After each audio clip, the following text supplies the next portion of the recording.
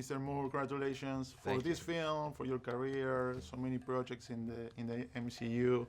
Can you tell me about the options, the paths that you had in front of you, Right. how to proceed forward, Right. and why do you believe this one was the best alternative or the best choice? Yeah, I mean, obviously a tragic loss. I think in talking about the path forward, I mean, you consider everything from, hey, maybe we should not do it, to if we're going to do it, how do we do it in a way that celebrates his legacy, brings people back to the world they love, and is a film that we as filmmakers believe in, And that distilled down pretty quickly to moving forward, but obviously not recasting for us, because the idea of bringing someone else in and calling them T'Challa just sort of felt wrong.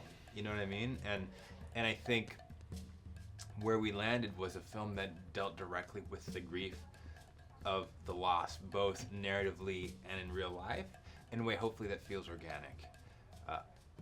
As we were closer to showing this movie to people, also just sort of thinking about a version of this movie where you recast that character, for people to watch the movie and for us to not address the loss seems kind of untenable. So it made the most sense. As a producer, you want to keep the cast and crew together through that time, and as much as you can help them weather it. Mm-hmm. And I think by telling the story in the way they did, we kind of helped them do that. Absolutely. Can you talk to me about the journey of Namor? Because Universal had the rights, there were some speculations, maybe he could be Asian, and then you chose this, to put him in this part of Latin America. Yeah.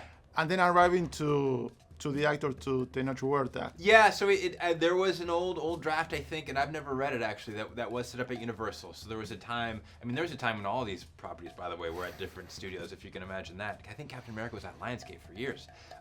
So there was a little bit of figuring out how to bring him back into the fold.